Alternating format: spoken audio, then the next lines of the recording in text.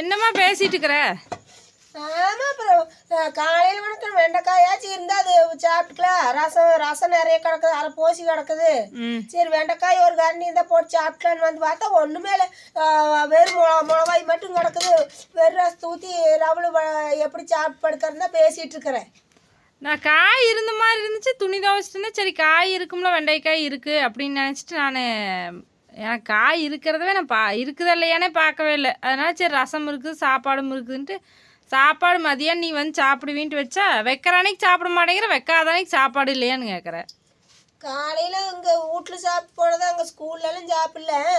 அப்புறம் வரும்போதெல்லாம் லேட் ஆயிடுச்சுன்ட்டு வந்ததையும் மாட்டை கொண்டு போய் கட்டிட்டு சரி இந்த கொய்யாப்பால் அந்த பொள்ளாச்சியிலிருந்து வந்தவங்க கொண்டு வந்திருந்தாங்களோ, அவங்க அடுத்த நாளே ஃபோன் பண்ணி அக்கா கால்வலி நல்லா இருக்குதுங்கக்கா அப்படி எங்கள் சித்தா இதுனா சின்னம்மா சித்தி சொல்லுச்சு அப்படின்னு சொல்லி சொன்னாங்க.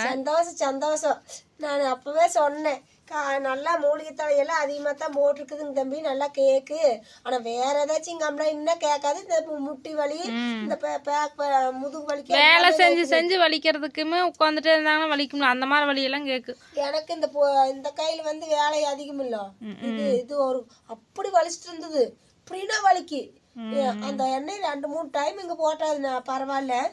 அப்புறம் இப்போ அதெல்லாம் இருக்கட்டும். அப்புறம் இப்போ கரிச்சு பிணைஞ்சதுங்க. அதையுமே இப்போ குழந்தைங்க 2 பேரும் சாப்பிட்டாங்க.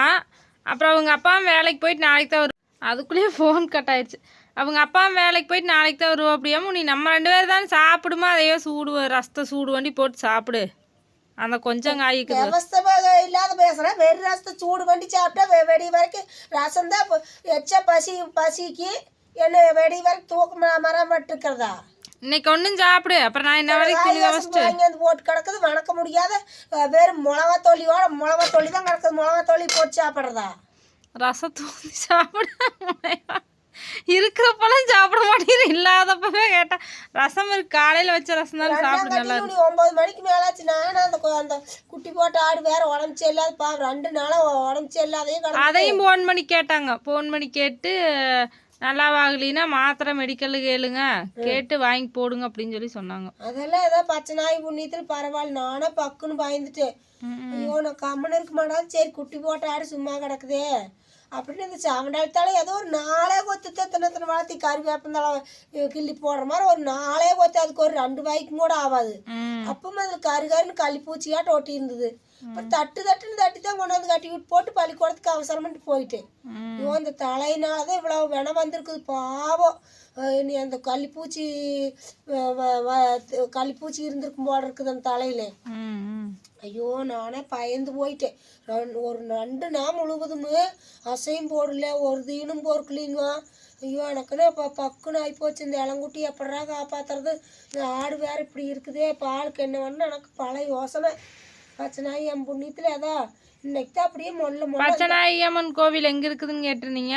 எங்கேயும் கொளப்பலூர் ஸ்டாப்புக்கு அடுத்த ஸ்டாப்பு, கொளப்பலூர் பஸ் ஸ்டாப்பில் அடுத்த ஸ்டாப்பு. கோயில் முன்னாடியே ஸ்டாப்புன்னு கேளுங்க. கோயில் முன்னாடியே வாசப்படியிலேயே இறக்கி விடுவாங்க. இந்த சைடு இருக்கிறவங்க எல்லாருக்குமே தெரியும். இந்த சுற்று வட்டாரத்தில் பச்சை நாயம்மன் தெரியாதவங்க யாருமே இல்லை. ஒரு சிலர் கமெண்ட்ல கேட்டாங்க, அவங்களுக்கு சொல்கிறேன், இங்கே இருக்கிறவங்களுக்கு சொல்ல தெரியாமல் இருக்கு. அம்மங்கோய்பதி ஸ்டாப்னு கேளுங்க நண்பர்களே.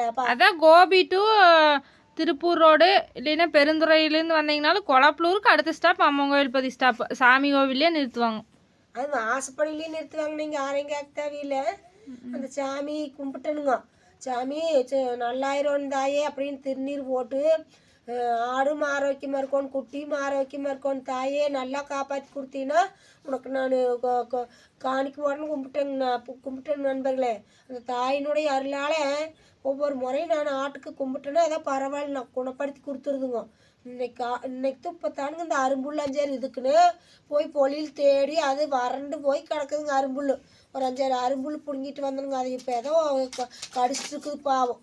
நான் வரைக்கும் அதுக்கிட்ட உட்காந்து கவனிச்சிட்டு இருந்து போட்டு பசிக்குன்னு வந்து பார்த்தா இங்கே வெறும் ரசமே இந்த மிளகா தொப்பையும் தான் கிடக்குதுங்க அந்த வடைச்சட்டியிலே.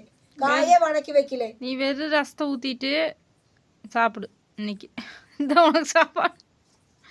ஸோ காய் வணக்கலாம் சாப்பிட்டது மதியம் சாப்பாடு முக்குது, ரசம் முக்குது, காயும் இருக்குமென்னு நினச்சினா என்ன வரைக்கும் துணி துவைச்சிட்டு இப்போ தான் வந்து டீ வச்சு குடிச்சிட்டு படுத்துட்டு இருந்தேன். இப்போ பார்த்தா காய் இல்லைங்கிற. அவங்க 2 பேரும் சாப்பிட்டு முடிச்சிட்டாங்க. எனக்கே இப்போ பசிக்காத மாதிரி இருக்குது. என்னத்தை போய் வணக்கிட்டு இருக்காது. நீங்கள் ரசம் ஊற்றி சாப்பிட்டு படுத்துக்கோ.